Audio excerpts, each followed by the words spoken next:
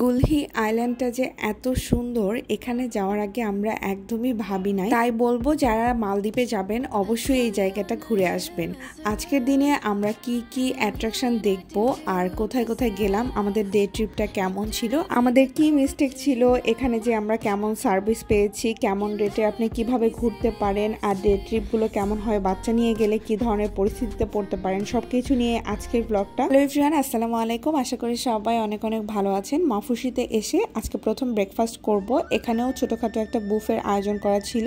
আইটেমগুলো খুবই মজার ছিল। এই মাছের এই আইটেমটা আমার খুবই ভালো লেগেছে। এটা আমি রুটি দিয়ে খেয়েছি, এটা ওদের ট্রেডিশনাল। আমি খুবই তাড়াতাড়ি করে খাওয়া দাওয়া করছিলাম, কারণ 9টার দিকে আমাদের কল টাইম ছিল। এর মধ্যে আমার হাজব্যান্ড আমাকে বাটার লাগিয়ে দিচ্ছিল ব্রেডে, কারণ আমার খাইতে দেরি হয়ে যাবে। আর এমন হাজব্যান্ড কপাল গুনে পাওয়া যায়, আলহামদুলিল্লাহ। তারপরে আমরা তাড়াতাড়ি করে খাওয়া দাওয়া করে চলে গেলাম। তো আমরা আজকে একটা ডে ট্রিপে যাব। এখানে যাওয়ার আগে কিছুক্ষণ আগেই উপস্থিত হতে হয়, কারণ যেগুলো জিনিস লাগবে স্নর্কেলিং এর জন্য সেগুলো কিন্তু আগে থেকে পরে দেখতে হয়, নিজের বডির সাথে যেন ফিট হয়। এখানে যে চশমাটা দেয়া হয়, লাইফ জ্যাকেট দেয়া হয়, সবকিছুই পরে পরে একদম ভালো করে চেক করে নিতে হয়। আর 2টা টাওয়েল দিয়ে দেওয়া হয়, মানে যার যার জন্য। আমি শুধু টাওয়েল নিয়েছি, এই অ্যাক্সেসরিজ গুলো আমি নেইনি, কারণ আমি পানিতে নামবো না, স্নর্কেলিং করার কোনো ইচ্ছে নেই। কারণ হচ্ছে আমার সাথে বাচ্চা আছে, আমি যদি নামি বাচ্চাকে কে দেখবে। এটাই ছিল আমার মিস্টেক। আমি আরো ভালো করে বলছি, আপনারা ভ্লগ দেখলেই বুঝতে পারবেন যে পরে কি কি হয়। ফার্স্ট যে স্পটটা ছিল সেখানে এসে বোটটা যখন স্টে করে, তারপরে আমার বেবি তো নামার জন্য একদম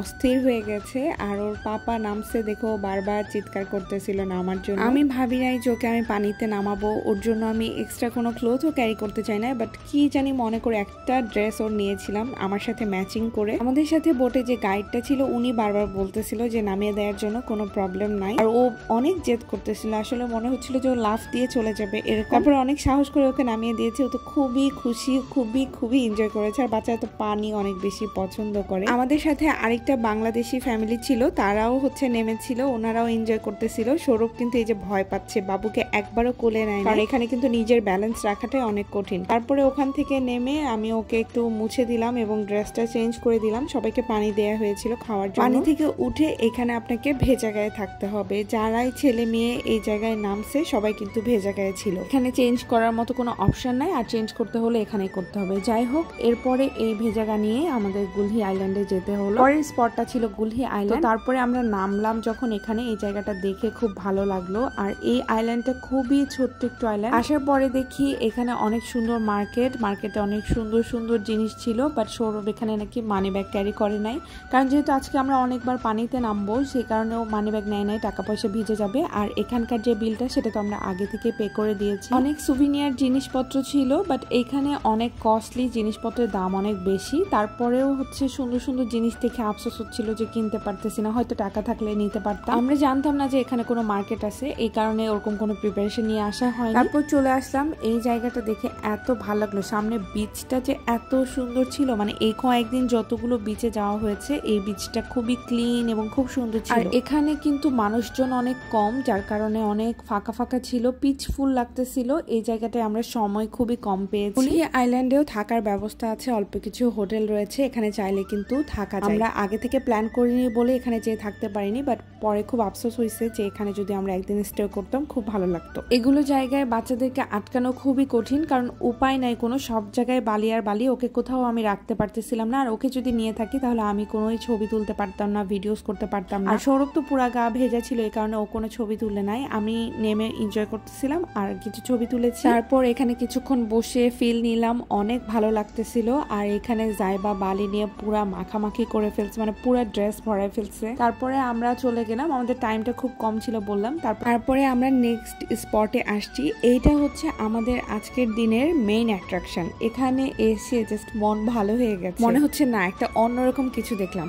তো আমাদের বোট থেকেই এরকম করে খাবার দেয়া হচ্ছিল, তখন মাছগুলো কাছে চলে আসতেছিল। এগুলো কিন্তু সবগুলো বেবি শার্ক, এগুলো একদমই হিউম্যান ফ্রেন্ডলি, যেটা হচ্ছে মানুষজন গেলে কিছু বলে না। আর এখানে কিন্তু ওনারা প্রায় আসে এবং এই ধরনের অ্যাক্টিভিটি হয়, যার কারণে এই মাছগুলো অভ্যস্ত। এর আগের স্পটে যেমন সবাই একসাথে নামে, কিন্তু এই স্পটে একজন একজন করে নামানো হয় এবং তাদেরকে দেখে নিয়ে আসা হয়। এবার সৌরভ স্নর্কেলিং করতে নামলো, তারপরে কিন্তু ও খুবই মজা পেয়েছে। মানে আমি আস্তে আস্তে বলতেছি কি কাহিনী, আমি যে এখানে এত আফসোস করে শুধুমাত্র মালদ্বীপেই এই শার্কের অ্যাক্টিভিটিটা আছে। আমরা এর আগে যেগুলো দেশে গিয়ে গিয়েছে। শার্কের এই অ্যাক্টিভিটিটা ছিল না, আর এখানে কিন্তু সাঁতার না জানলেও নামা যায়। এই শার্কগুলো ছিল এক একটা 12 ফুট থেকে 10 ফুটের মতো। সৌরভ কিন্তু পুরোটা সময় অনেক এনজয় করেছে। আমি পরে ভিডিও দেখে একদম আফসোসে মরে যাচ্ছিলাম। সবাই যারাই আসতেছিল পানির নিচ থেকে সবাই বলতেছিল একদম অন্যরকম একটা অনুভূতি। আমরা যে প্যাকেজটা নিয়েছিলাম সেখানে আমরা একজনের জন্য $50 করে পে করেছি। স্নর্কেলিং করলেও $50 দিতে হবে, না করলেও $50 দিতে হবে। আমারটা কিন্তু পে করাই ছিল, বাট আমি নামি নাই। পরে মনে হয়েছে যে আমি বাবুকে সৌরভকে ধরতে দিয়ে নামতে পারতাম, বাট আমি যেহেতু আমার জিনিসপত্র নিয়ে আসি নাই শুরুতে, এই জন্য নামতে পারিনি। কিন্তু ওখানে সবাই আমাকে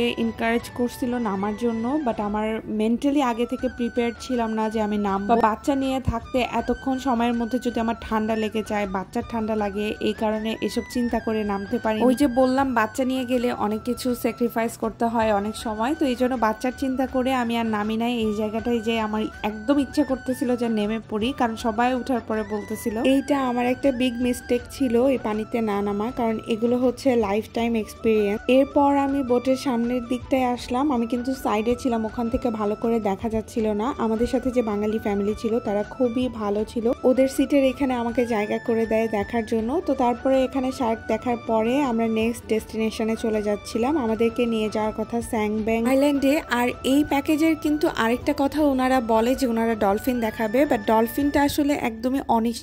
এটা কোনো সময় দেখা যায়, কোনো সময় দেখা যায় না। ম্যাক্সিমাম টাইমে ডলফিনটা দেখা যায় না। আমি শুনেছি যে ডলফিন দেখার জন্য আরো বেশি পে করতে হয়, তখন হয়তো ওরা অন্য একটা স্পটে নিয়ে যায় যেখানে দেখা যাবে এরকম। আমাদের বোটে যারা ছিলেন তারা বলল যে ডলফিনের জন্য কোনো এক্সাক্ট পয়েন্ট নাই, যেমন শার্কের পয়েন্ট আছে যেখানে আসলে শার্ক দেখা যায়। ডলফিনটা হচ্ছে ভাগ্যে থাকলে দেখা যায়, না হলে দেখা যায় না এরকম। এই বিচটাতে নিয়ে এসে আমাদেরকে লাঞ্চ সার্ভ করে দেওয়া হলো। লাঞ্চটা ভালোই ছিল, চিকেন বিরিয়ানি আর একটা জুস ছিল আর একটা অ্যাপেল ছিল। আমাদের এই প্যাকেজটা হওয়ার কথা ছিল 9টা থেকে 2:30 পর্যন্ত, কিন্তু আমরা এখানে আসতে আসতে আমাদের তখন প্রায় 12:30টার মতো বাজে। এইটাই ছিল লাস্ট স্পট, বাট এই জায়গাটাও খুব সুন্দর ছিল। আমরা ঘুরে তেমন একটা দেখতে পারিনি, কারণ এই জায়গাটায় এত বেশি রোদ ছিল যে এই ছাতার মধ্যে থেকে বের হওয়ার মতো অবস্থা ছিল। ছাতার মধ্যে থেকে বের হলে একে তো পুড়ে যাব, তার মধ্যে তাকানোর মতো অবস্থা ছিল না। তো তারপরে আমি ছাতা নিয়ে কিছু শামুক ঝিনুক কুড়িয়ে নিয়ে আসলাম। এর মধ্যে থেকে হঠাৎ দেখি কি